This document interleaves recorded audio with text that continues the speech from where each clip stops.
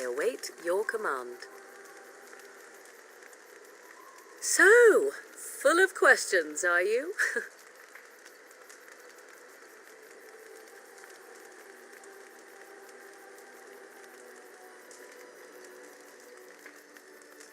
Why do you ask me such questions? I do not probe you for pointless information, do I?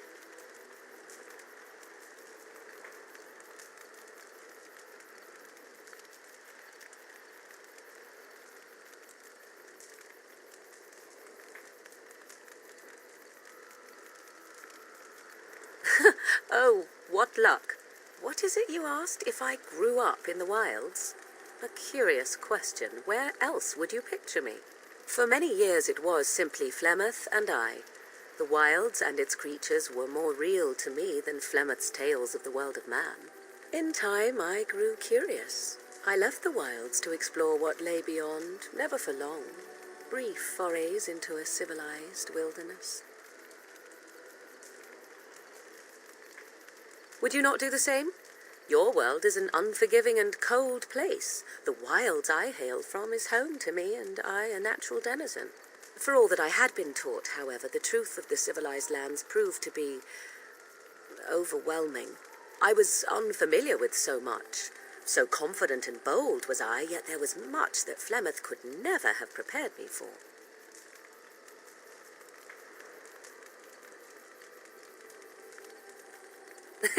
Equal parts daring and foolhardy, perhaps. Only once was I accused of being a witch of the wilds, and that by a chastened who happened to be travelling with a merchant caravan. He pointed and gasped, and began shouting in his strange language, and most assumed he was casting some curse upon me. I acted the terrified girl, and naturally, he was arrested. Men are always willing to believe two things about a woman. One, that she is weak, and two, that she finds him attractive. I played the weakling and battered my eyelashes at the captain of the guard. Child's play. The point being that I was able to move through human lands fairly easily. Whatever humans think a witch of the wild looks like, 'tis not I. Not that I did not have trouble. There are things about human society which have always puzzled me, such as the touching. Why all the touching for a simple greeting?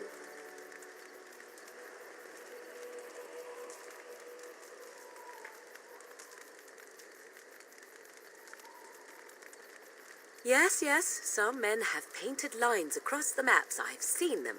I'm sure the human world is very diverse, but the differences are mostly meaningless. There were many nuances that Flemeth could never tell me of.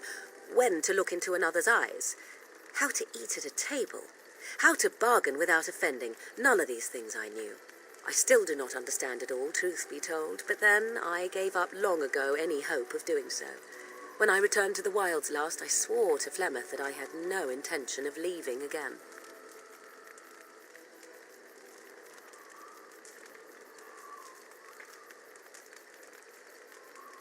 Yes? Let's ignore the entire Darkspawn threat and the presence of a simpleton as your only other Grey Warden ally, then. Not that I lack appreciation for the intent of your comment. Thank you.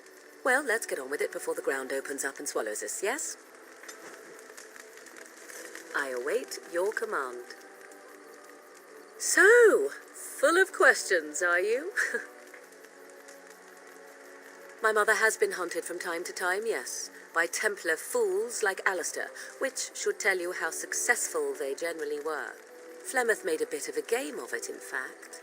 The Templars would come again, and she would look at me and smile and say that the fun was to begin once more. I found the game fun. I was too young to understand the truth behind what was happening. Flemeth would warn them once. 'Twas a warning they inevitably failed to heed. And then the true game began. Often Flemeth would use me as bait, a little girl to scream and run and lure the Templars deeper into the wilds and to their doom. 'Twas a game, and I a young girl. If I didn't get to play, I would have been very upset.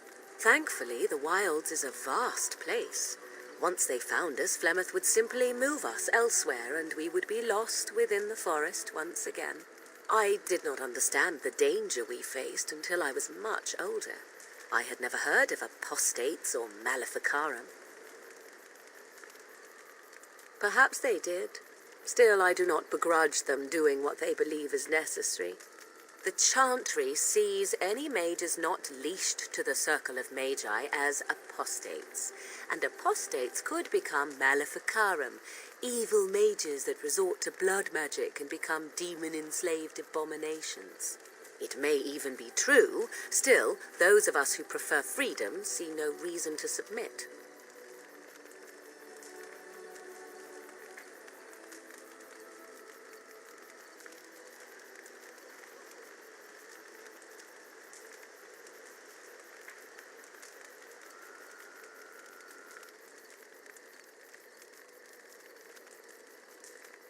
Oh, I hope you are not simply being agreeable. It would be a refreshing change. Enough of this talk. Let us return to the task at hand. I await your command. So, full of questions, are you? Well, that depends, does it not? What does she seem to be?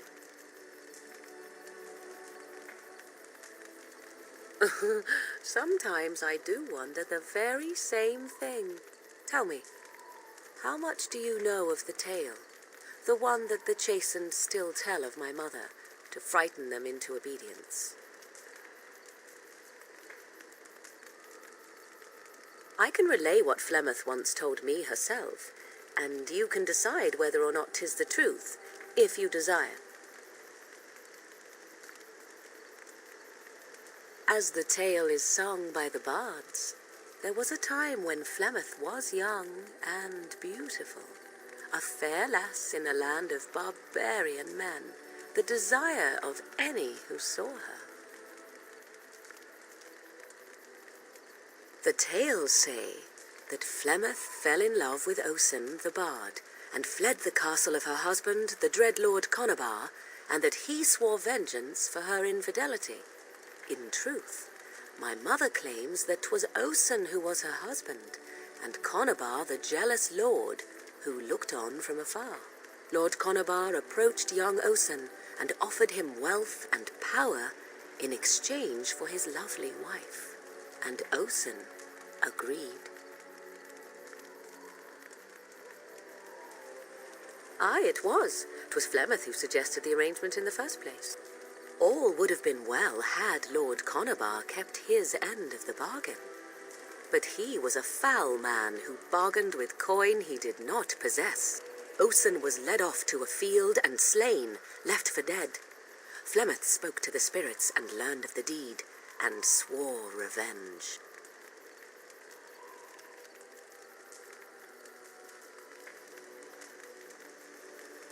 That was not the point. Conabar had no honor, so she would not have him. Flemeth begged the spirits to aid her, and 'twas they who slew Conabar. The demon the legend tells of came later.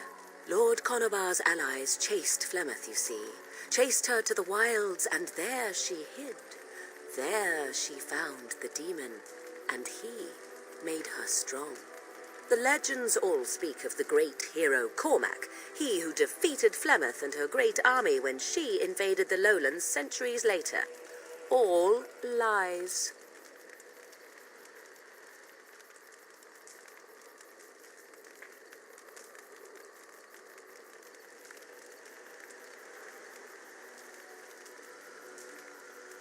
The truth of the matter is that there was never an invasion.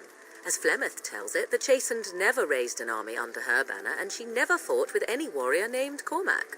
Cormac led a brutal civil war against his own people, and later claimed it was to vanquish evil that had taken root amongst the lords. Thus, he was hailed a hero. Flemeth was only attached to the legend much later. Perhaps 'twas due to the great war with the Chastened that eventually came, but Mother claims not to know how it began.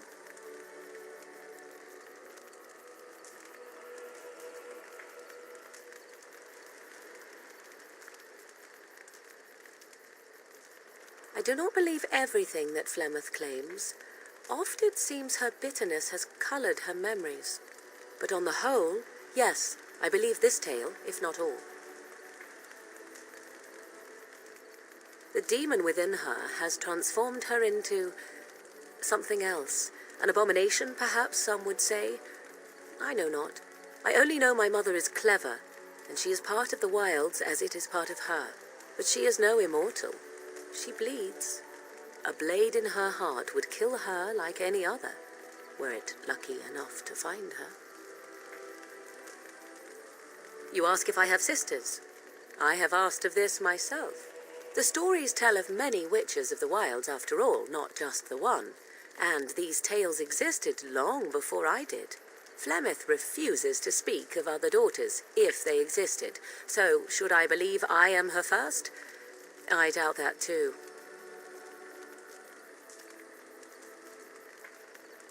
The Chastened tell of a falling out between Flemeth and her daughters. They say that one day she hunted them all through the wilds and ate their hearts. It may be true. I have never seen another witch or heard of one. Perhaps one day Flemeth will eat my heart as well. How often is this usually? Always? If not always, then when is it not true? There are more things in this world and the next than you or I could ever hope to understand. What Flemeth became is a mystery, I suspect, even to her. Flemeth tells it with far more embellishment than I, but you are welcome. Dare I ask of your own mother? Few are abominations of legend, 'tis true, but I find myself curious nevertheless.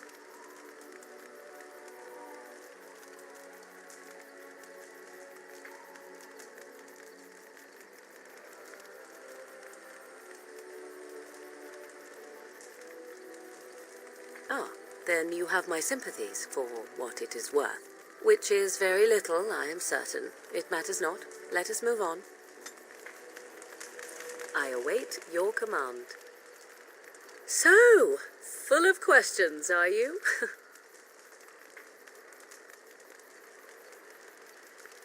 I assume you are actually asking whether Flemeth herself gave birth to me. Truly, I do not know. I once asked Flemeth that very question, and she merely laughed at me. 'Tis not inconceivable that she could capture a chastened man, or perhaps change to a more attractive form to attract him willingly. I find it more difficult to imagine her with child.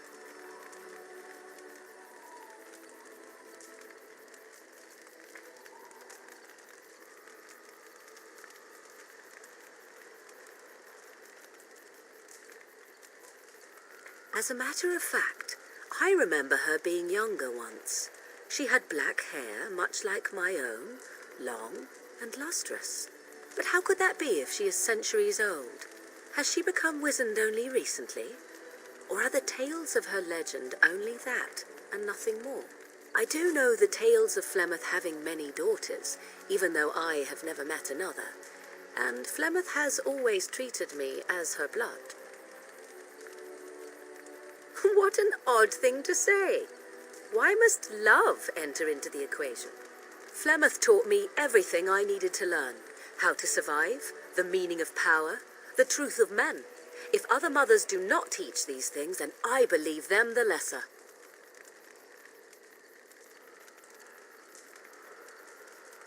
You suppose it's true? 'Tis true. To indulge in love is to indulge in delusion. Surely a Grey Warden such as yourself does not believe otherwise.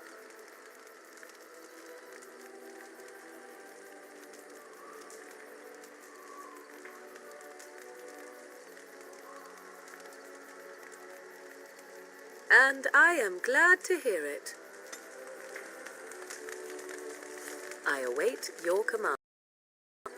So, full of questions, are you? I await your command. At times, perhaps. A world full of people and buildings and things was all very foreign to me. If I wished companionship, I ran with the wolves and flew with the birds. If I spoke, 'twas to the trees.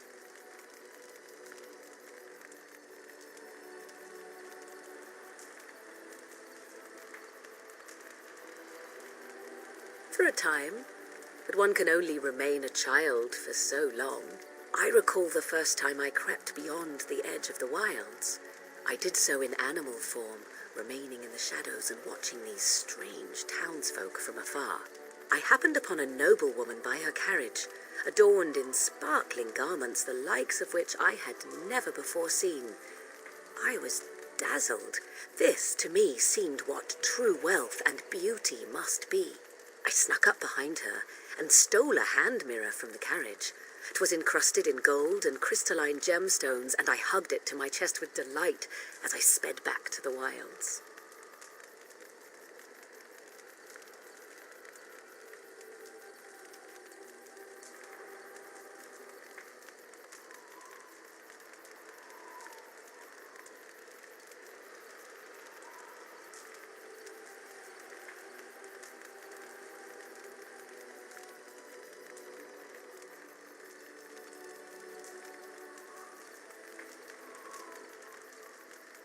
Flemeth was furious with me. I was a child and had not yet come into my full power, and I had risked discovery for the sake of a pretty bauble. To teach me a lesson, Flemeth took the mirror and smashed it upon the ground. I was heartbroken.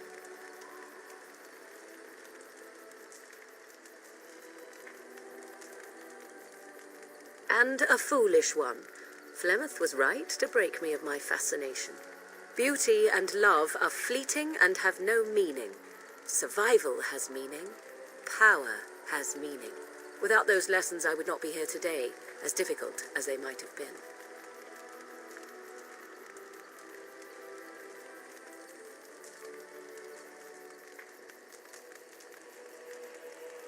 They did indeed.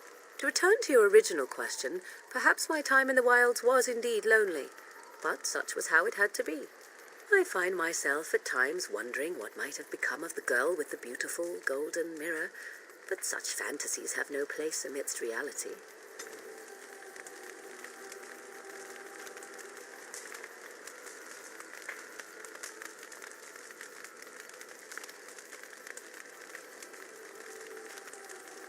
I await your command. We are in camp, so 'tis as good a time as any.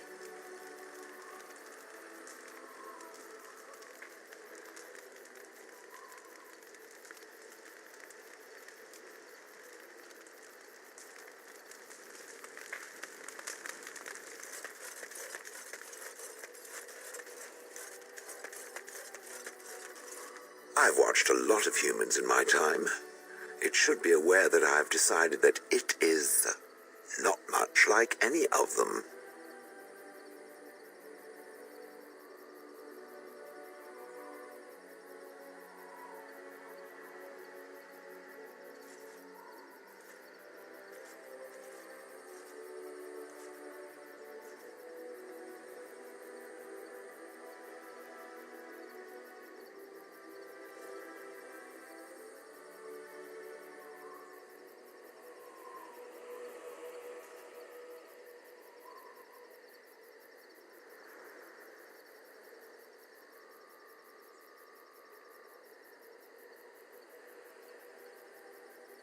Surely it must come from some superior lineage, yes? Some breed of flesh creature that has decided to elevate its genetic stock above its natural shortcomings?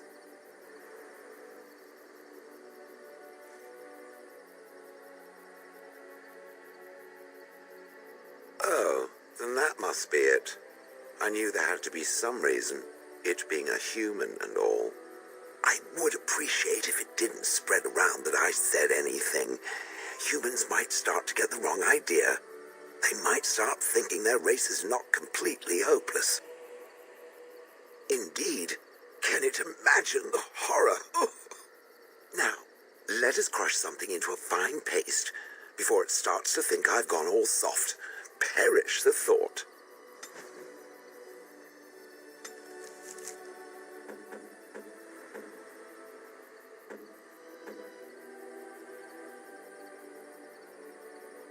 It speaks.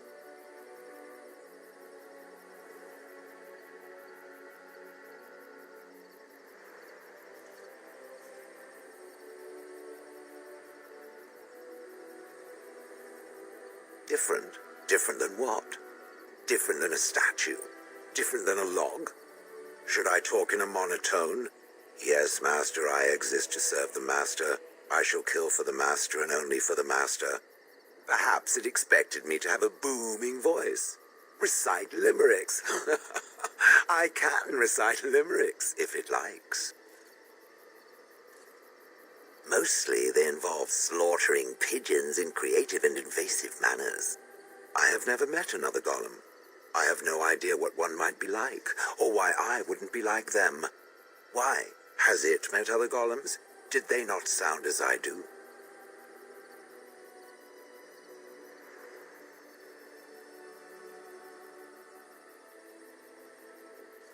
Did I say it was bad? It thinks I hang on its every word, waiting for approval. I don't know what other golems might be like, but I am already superior by virtue of my free will. This is a good thing.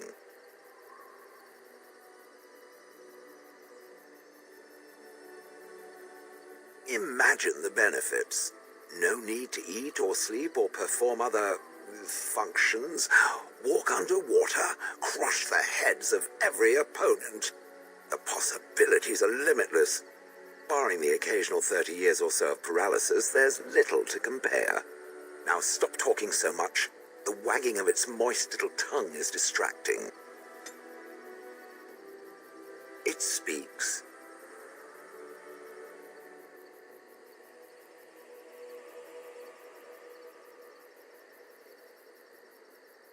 It doesn't have better things to do.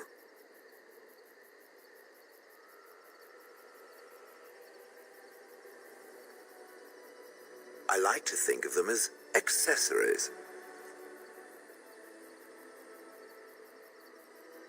I suspect that it is an art that was practiced when golems were more, commonplace.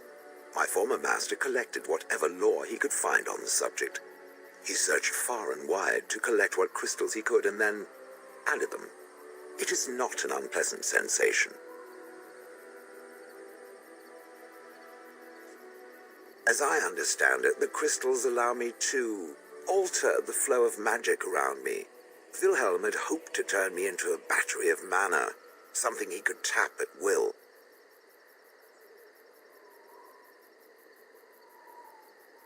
Some of the crystals increase the presence of mana, some absorb or reflect spells. There are various kinds. All I can promise is that should it ever find one of these crystals, I can likely tell it the function and what it would do if added to me.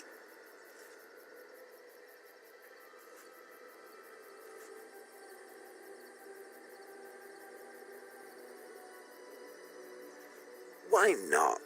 I don't get to wear clothing and other adornments like the rest of you creatures after all. That answers its question, I assume? Unless it has more. Oh, how interesting. Certainly I remember having a master. My memories of what happened to him are vague.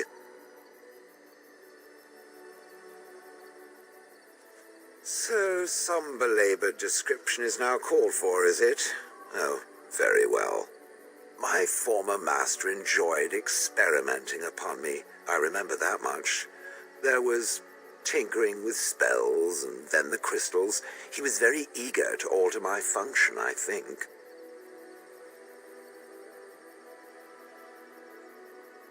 Flattery, and obvious flattery too. I feel warm and fuzzy inside. He possessed my control rod, and back then it would have prevented me from doing anything he did not command me to, no matter how I might have wished to. So what happened? I am unsure. He was experimenting, and then nothing.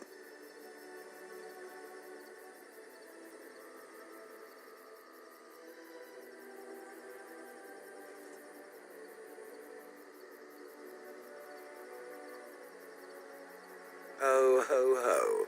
It does like to laugh, does it? But who knows? I may have such a thing. And then he was gone. I was standing where I was, in the village, and I could no longer move. The villagers came, poked and prodded me in fear, and then realized they could neither move me nor destroy me, so they simply left me. and in time I forgot I hadn't stood there all along.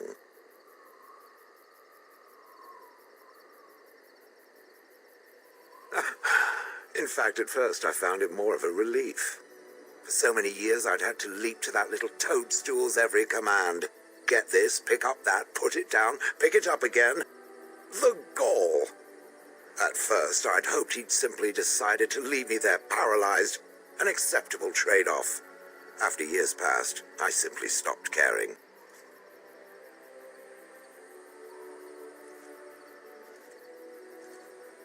I think I was ready to move on. Another few years and the moss would have covered my face, and then where would I have been? Whatever the mage did seemed to render the control rod useless, for which I should be thankful, yes? And provided it doesn't decide to copy his experiments, not that I would allow it, it is nothing to fear from me. Much. So I have come to realize, if that was not the case, I would have gone elsewhere by now. Doesn't knowing that make it feel good? Let us get back to the walking and the fighting. My stone is beginning to itch again. It speaks. It doesn't have better things to do. Oh yes, that I remember quite well. My former master, the mage Wilhelm, he brought me. As I recall, he had acquired some position with whatever lord ruled the land. I, being little more than a glorified possession at the time, was brought along. Oh, how he enjoyed impressing the villagers with me. Gollum, snarl at that villager there, be fearsome. And of course, I would have to do it.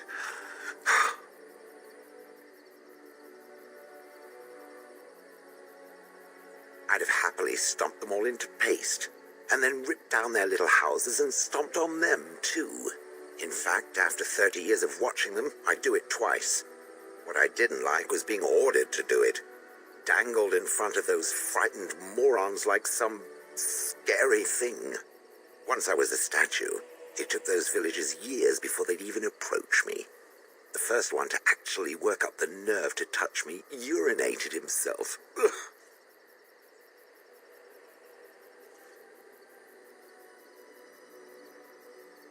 That is where Wilhelm kept me. He wanted me out in the open where I could be frightening like a scarecrow. I was supposed to watch for thieves. Pah! Plus, his wife didn't want me indoors. She said there wasn't room for me. Hag. I was once larger, 10 feet tall. Then the loathsome hag complained that I couldn't fit through the doors. So the mage had me shrunk down. Can it believe it? And she still wanted me out.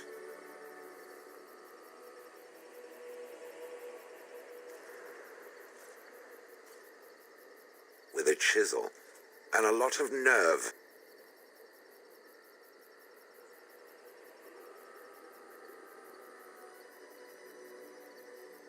He did love using that control rod. Fondled it so much his wife actually threatened to throw it in the lake. Ha!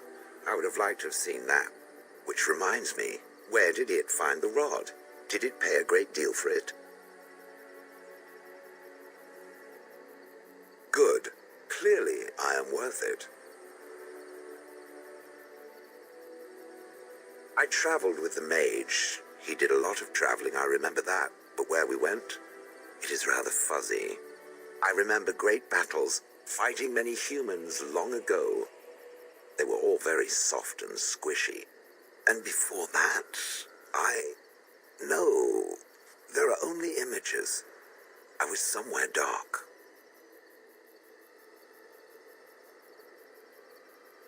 I have no idea. Wilhelm used to making golems centuries ago. I do not age as you soft creatures do. Sadly, my memory is no better. Plus, I get bored and stop paying attention. Good. I was just about done talking about it. It does like to have a good chat now and again, doesn't it? It speaks. It doesn't have better things to do.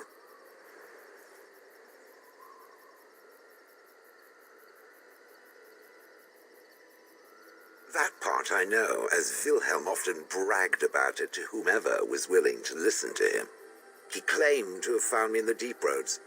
I was in the ruins of a Tig, he said, deactivated, with my control rod not far away. It was a hobby of his, scavenging. One of the reasons he traveled so much is that he was looking for entrances into the deep roads, old places the dwarves had long forgotten. And then he would sneak down and search for magical treasure, before anyone was the wiser.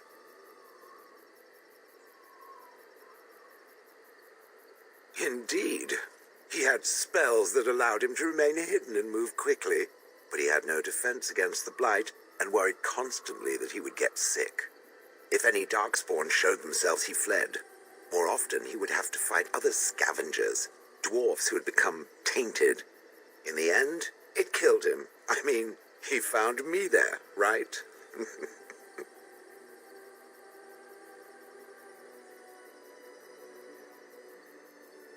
I wouldn't have had to put up with the twit, and I would be none the wiser. I don't think I was aware while I was there. Not like in the village. Or perhaps I was. Perhaps that was the dark place, and I simply couldn't see anything.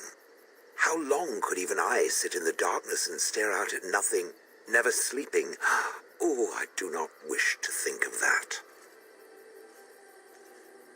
I think I remember a battle. It was long before, and then there was darkness. In short, no, I do not remember why I was there. It makes no difference.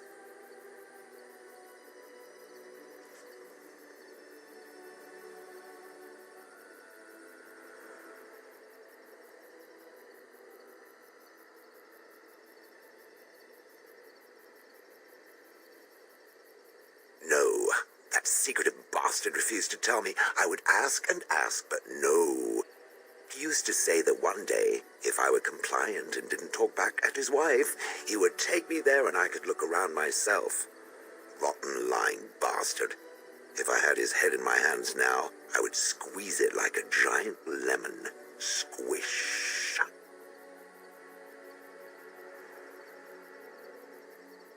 On then. It speaks. It doesn't have better things to do. I do not sleep, so yes, and I thank it for reminding me. Try to imagine, if it will, what it would be like to be surrounded by nothing but boring peasants, all oblivious to it.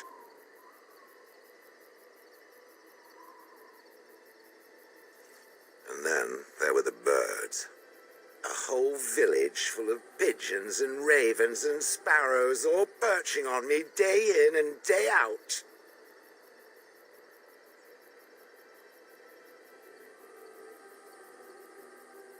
Those foolish villagers would spread birdseed near me, drawing the birds, because they thought having birds perch on me was quaint.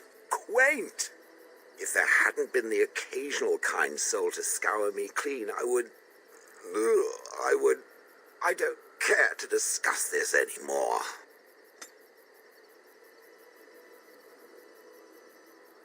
It speaks. It doesn't have better things to do.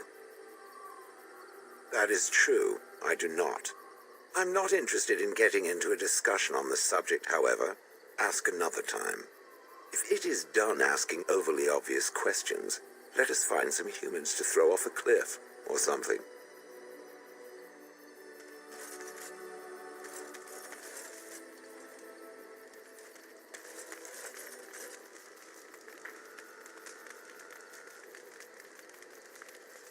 You are not quite as callow as I thought. That is unexpected.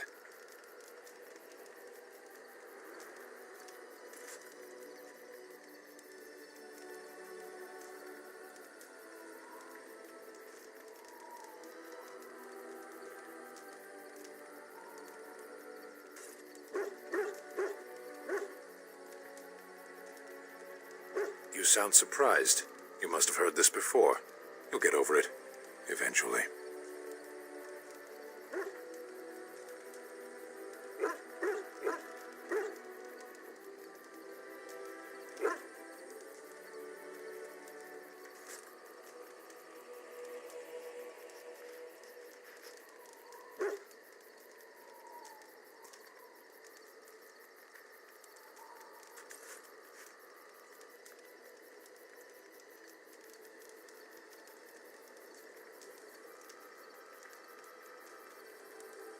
I have wondered that myself. It is one of the many things I find puzzling about your behavior. What is there to be puzzled by? I'm a simple creature. I like swords. I follow orders. There's nothing else to know about me.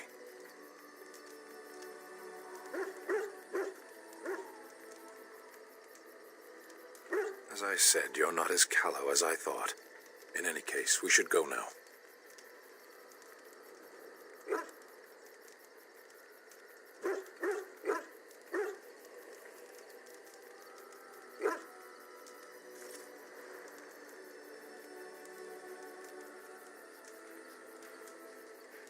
I was sent to be the eyes of the Antom.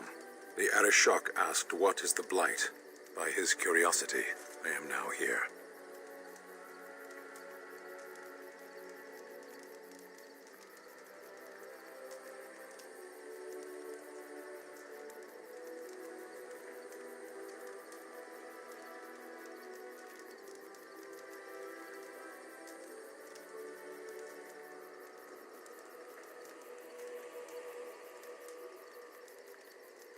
The one who commands the Antom, the body of the Kunari.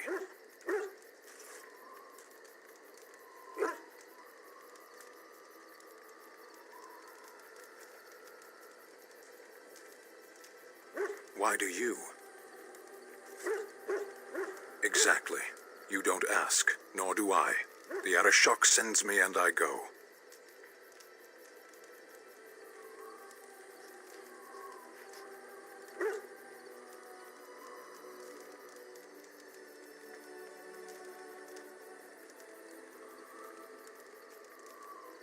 Yes.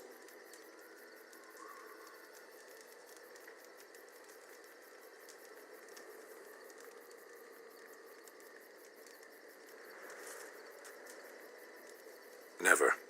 I cannot go home.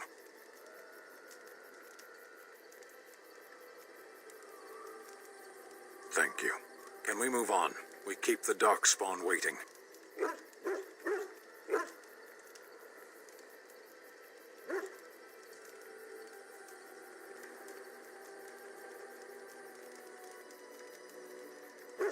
Does it matter? Very well. I caged myself. A weak mind is a deadly foe, as you are no doubt aware.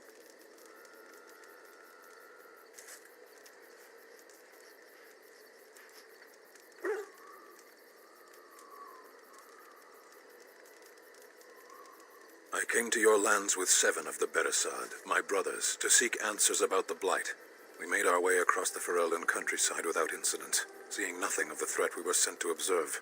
Until the night we camped by Lake Calenhad. They came from everywhere. The earth beneath our feet, the air above us. Our own shadows harbored the Darkspawn. I saw the last of the creatures cut down, too late. I fell. I heard the stories of Ostagar. Your kith stood their ground when others fled. No one can do more than that. I don't know how long I lay on the battlefield among the dead, nor do I know how the farmers found me. I only know that when I woke, I was no longer among my brothers, and my sword was gone from my hand. Perhaps. I searched for it, and when that failed, I asked my rescuers what had become of it. They said they found me with nothing. I did. I knew they didn't have the blade. They had no reason to lie to me. I panicked. Unthinking, I struck them down. I know I cannot justify what I have done. My honor is forfeit. That sword was made for my hand alone. I have carried it from the day I was set into the Beresad. I was to die wielding it for my people.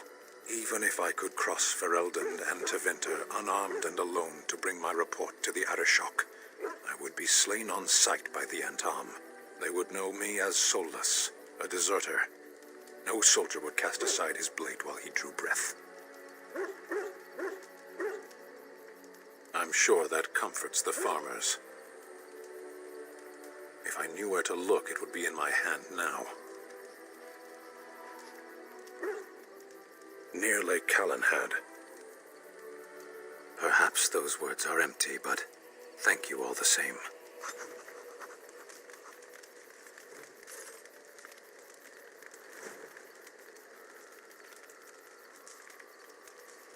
Why are we stopping?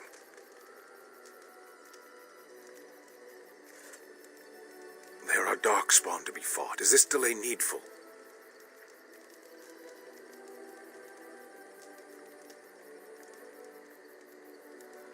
You are concerned. No need. I am fit enough to fight.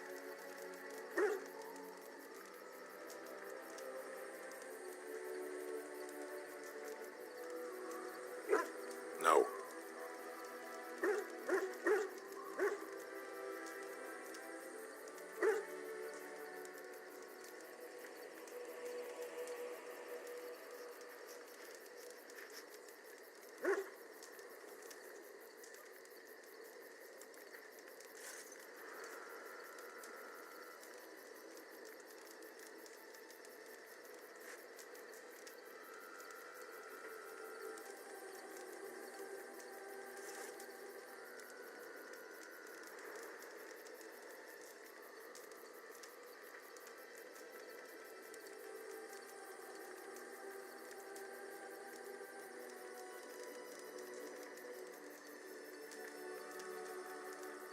Get used to disappointment.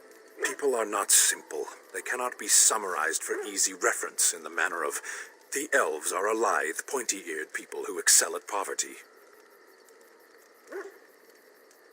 I am.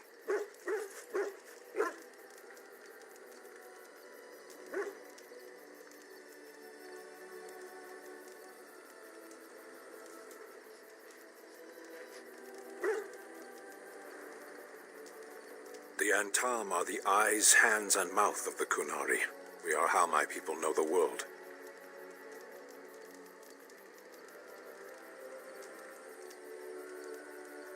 Compared to what?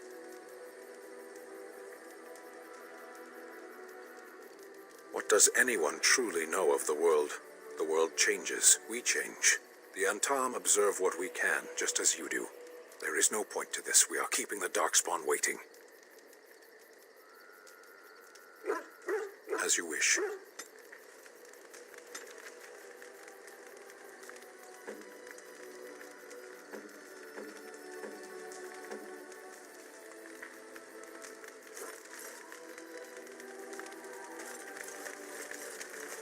Here I am. Oh, this should be good. Go ahead. Well, the crows would have you believe that it is an involved process that takes years of training, the sort that tests both your resolve and your endurance. Survive that process and maybe, just maybe, you're good enough to start being considered one of them. But quite frankly, the truth is that all it requires is a desire to kill people for a living. It's surprising how well one can do in such a field.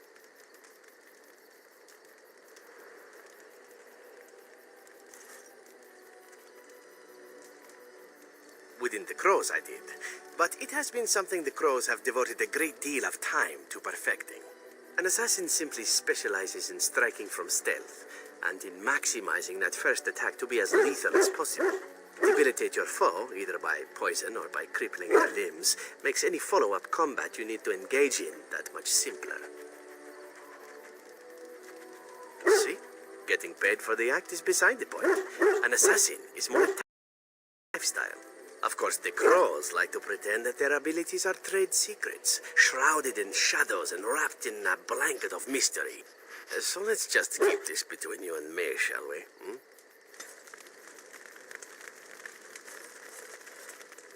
Here I am. Oh, I certainly could, but I won't.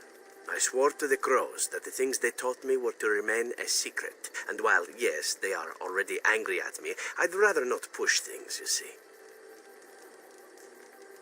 If you are truly insistent, well, let me think about it. The crows are already angry at me, yes? Who knows?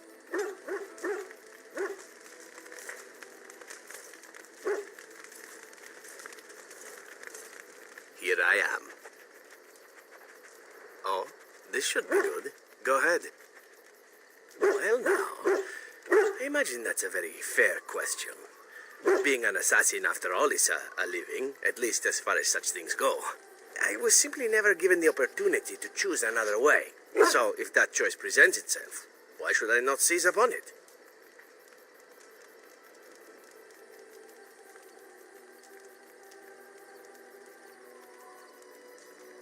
Now that you mention it, I am not entirely certain. I was but a boy of 7 when I was purchased. For 3 sovereigns, I'm told. Which is a good price, considering I was all ribs and bone and didn't know the pommel of a dagger from the pointy end. The Crows buy all their assassins that way. Buy them young, raise them to know nothing else but murder. And if you do poorly in your training, you die. Oh, I don't know about that. The Crows who are actually good enough to survive come to enjoy some of the benefits. In Antiva, being a Crow gets you respect. It gets you wealth. Gets you women. And men. Or whatever it is you might fancy. But that does not mean doing what is expected of you always. And it means being expendable. It's a cage, if a gilded cage. Pretty, but confining.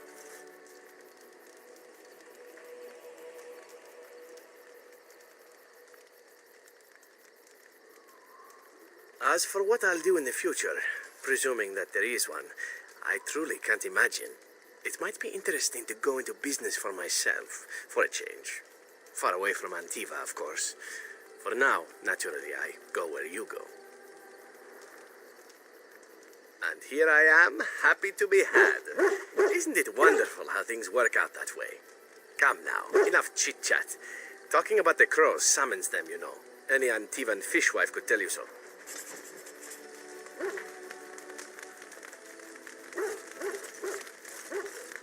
I've a question, if I may. Well, here's the thing. I swore an oath to serve you, yes? And I understand the quest you're on, and this is all very fine and well. My question pertains to what you intend to do with me once this business is over with, as a point of curiosity.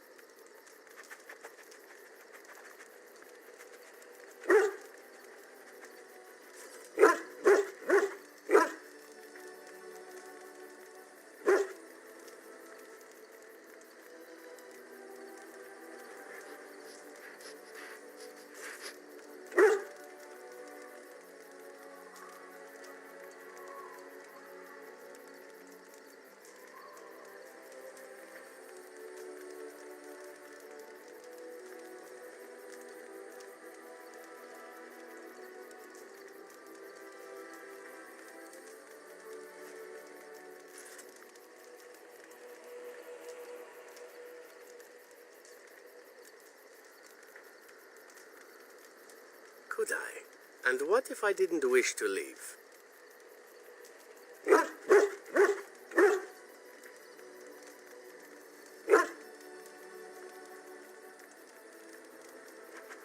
Indeed. I might even be glad to call myself such, come to think of it. It is good to know what my options might be, but that is for another time. For now, we have much to do, yes? What say you?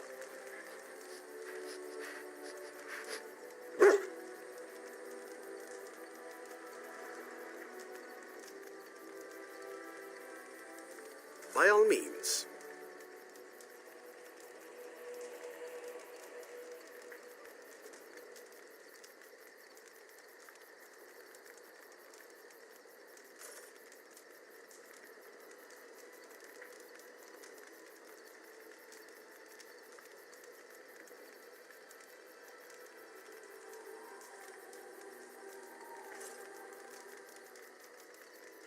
And why not? There are many things to enjoy about being a crow in Antiva. You are respected, you are feared. The authorities go out of their way to overlook your trespasses. Even the rewards are nothing to turn your nose up at. As for the killing part, well, some people simply need assassinating. Or do you disagree?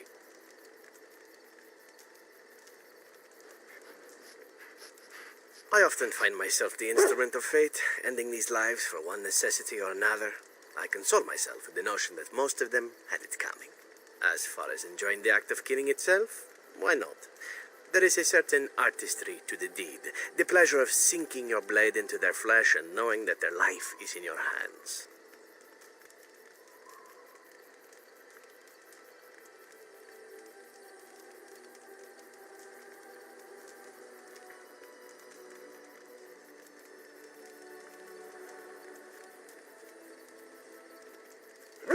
There are many things I did not enjoy about being a crow, of course. Having no choice, being treated as an expendable commodity, the rules, oh, so many rules. But simply being an assassin, I like it just fine.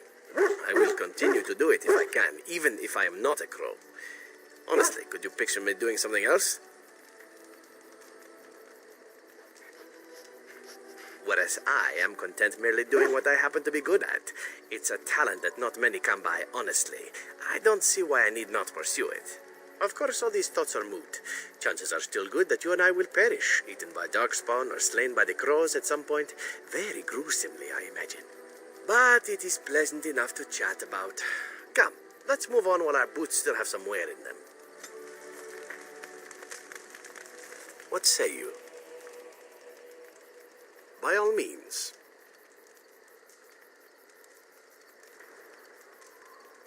My adventures?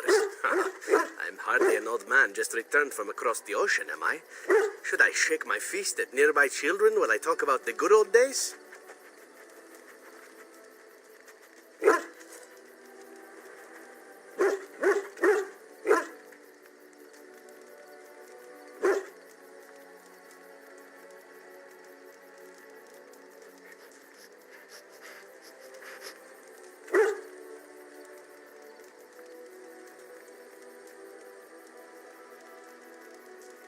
Falling down a flight of stairs is an adventure. Falling into someone's bed, also an adventure. I am assuming what you're looking for are professional anecdotes. Let's see, my second mission ever for the Crows was a bit intriguing. I was sent to kill a mage who had been meddling in politics.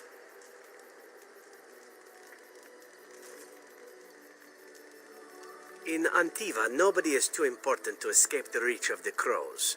They've killed kings and queens. That is simply how it is. As it turned out, the mage in question was quite a delightful young woman. Long, divine legs, as I recall.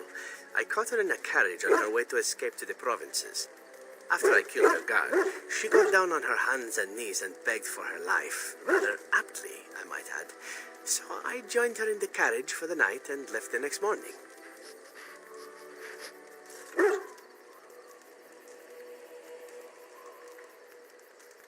Well, yes, twice, actually. Then she decided to try and use me instead. The woman had actually convinced me to speak to the Crows on her behalf. What can I say? I was young and foolish at the time. Then, as I was kissing her goodbye to return to Antiva City, she slipped on the threshold and fell backwards out of the carriage. Broke her neck. Shame, really, but at least it happened quickly. Not actually, no. I was a bit unimpressed by the development at first. Then I found out that she had told the driver to take her to Janellen instead. She had planned to lose me in the provinces. I would have looked very foolish to the Crows. As it was, my master was very impressed that I had done such a fine job of making it look like an accident. The circle of Magi was unaware of foul play, and everyone was happier all around.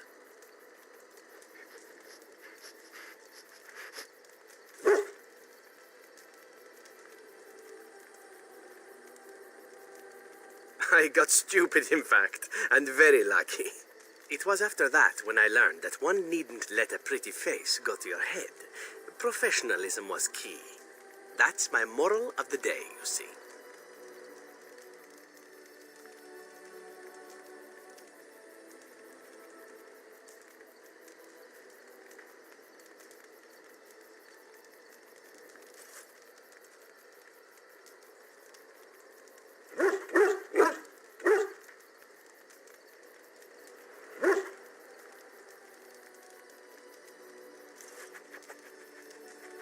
And one that not everyone learns, I'm sad to say. But that's enough tale spinning from me for the moment. Talking about the mage has made me a bit nostalgic, I'm afraid. Ah, the good old days.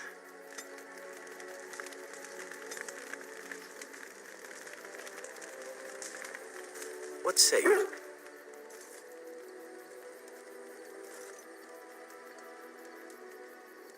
By all means.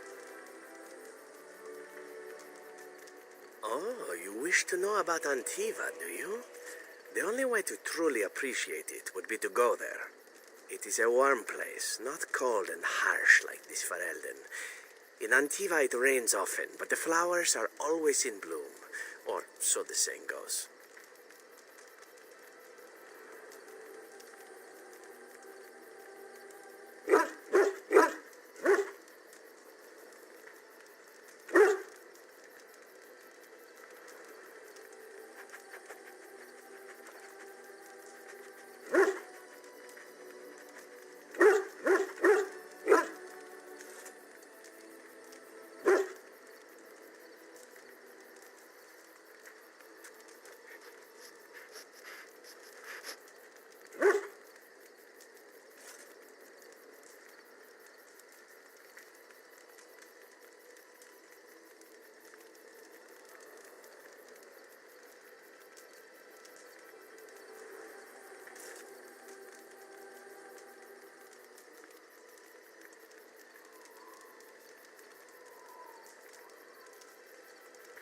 It's not really a matter of wanting to go back. I cannot go, at least not yet. I hail from the glorious Antiva city, home to the royal palace. It is a glittering gem amidst the sand, my Antiva city. Do you come from someplace comparable?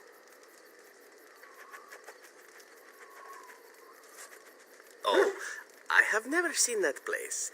I am sure it has its charms and its dogs. You know what is most odd? We speak of my homeland, and for all its wine and its dark-haired beauties and the lilo flutes of the minstrels, I miss the leather the most. I mean the smell.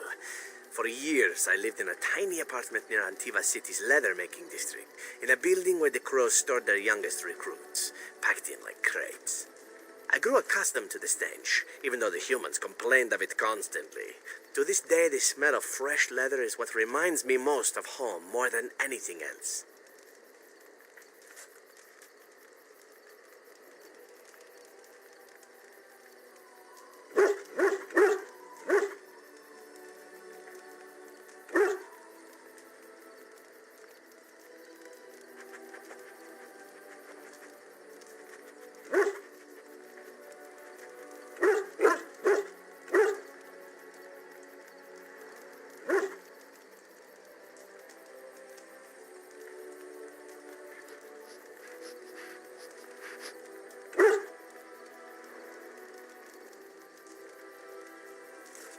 Oh, not so long, I know. It is my first time away from Antiva, however, and the thought of never returning makes me think of it constantly. Before I left, I was tempted to spend what little coin I possessed on leather boots I spotted in a store window. Finest Antivan leather. Perfect. Ah, but I was a fool to leave them. I thought, Zevran, you can buy them when you return as a reward for a job well done. More the fool I, no?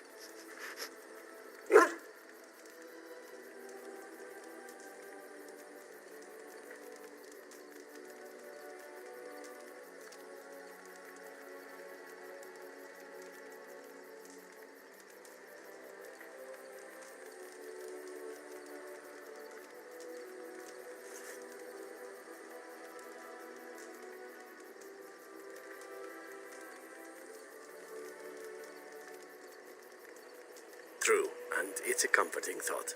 One simply never knows what is to come next. How could I have suspected I would end up defeated by a beautiful Grey Warden, a woman who then spared my life? I could not.